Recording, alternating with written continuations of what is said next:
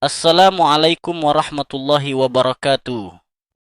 Selamat datang kembali di channel Sebuah Cerita. Pernahkah kita membayangkan bagaimana suasana neraka? Bagaimana penyesalan itu terasa ketika semuanya sudah terlambat? Dan bagaimana rasanya ketika suara iblis menggema, bukan untuk menggoda, tetapi untuk menyalahkan? Inilah khutbah paling memilukan yang pernah terjadi. Bukan khutbah yang mengajak menuju cahaya, tetapi khutbah dari iblis sendiri kepada para pengikutnya di neraka. Sebuah khutbah penuh penyesalan, penolakan, dan pengakuan yang datang ketika pintu taubat telah tertutup.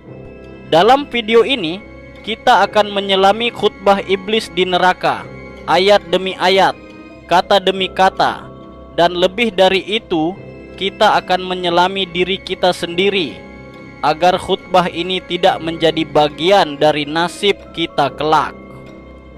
Iblis, makhluk yang dikenal di hampir semua agama besar, tapi dalam Islam identitasnya sangat jelas.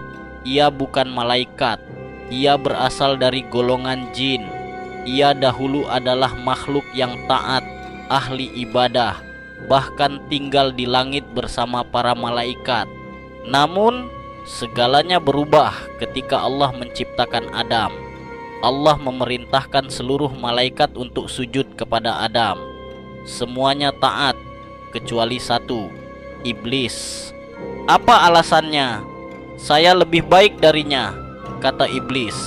Engkau ciptakan aku dari api, sedang dia dari tanah. Disinilah akar kehancuran itu dimulai, kesombongan. Dan sejak hari itu, iblis berjanji akan menyesatkan manusia sampai hari kiamat.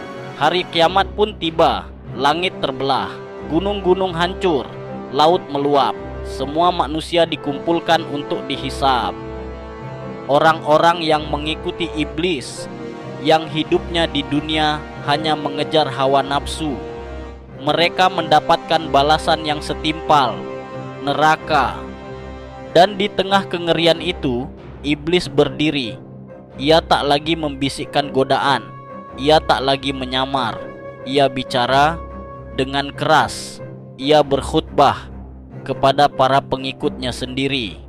Dan inilah khutbah itu disampaikan oleh iblis di hadapan para pengikutnya di neraka. Allah abadikan khutbah ini dalam surat Ibrahim ayat 22. Dan berkatalah syaitan tatkala perkara telah diselesaikan, sesungguhnya Allah telah menjanjikan kepadamu janji yang benar, dan aku pun telah menjanjikan kepadamu, tapi aku menyalahinya.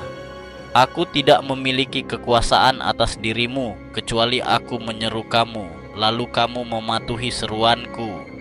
Maka janganlah kamu mencela aku, tetapi cela dirimu sendiri.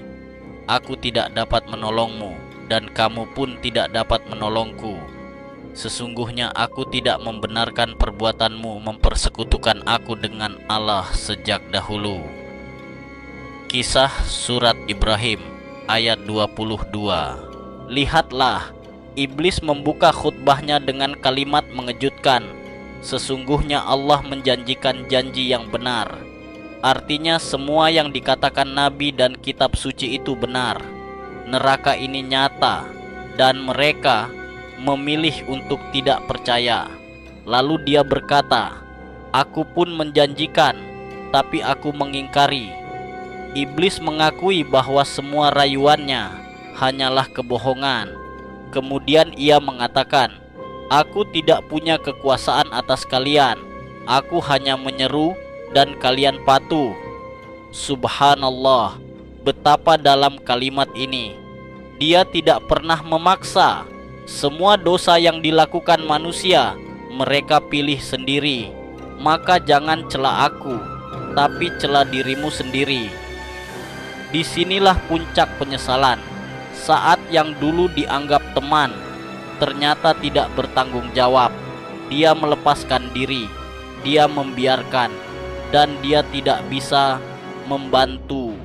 Mungkin kita bertanya, Kenapa bisa begitu banyak manusia tertipu oleh iblis? Jawabannya sederhana, karena iblis tidak datang dengan wajah menyeramkan. Ia datang dalam bentuk yang menyenangkan, nafsu, harta, popularitas, keinginan yang dibalut kebebasan, dosa yang dibungkus toleransi. Ia berkata, santai saja, masih muda. Allah Maha Pengampun, toh semua orang juga melakukannya. Dan tanpa sadar, kita menempuh jalan yang menuju khutbah ini. Tapi kabar baiknya, kita masih hidup, kita masih bisa berubah.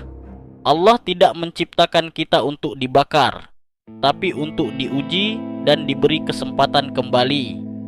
Benteng kita dari iblis adalah salat, Al-Quran, taubat, lingkungan yang baik, zikir dan doa. Selagi ruh masih dalam tubuh, masih ada harapan.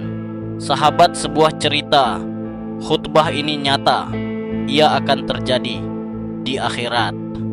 Tapi kita bisa memilih apakah ingin mendengarnya atau menjadikannya sebagai pengingat yang menyelamatkan. Semoga kita tidak termasuk orang-orang yang kelak menyesal sambil berkata, andai saja aku tidak mengikuti iblis. Wallahu a'lam bishawab. Wabillahi taufik wal hidayah.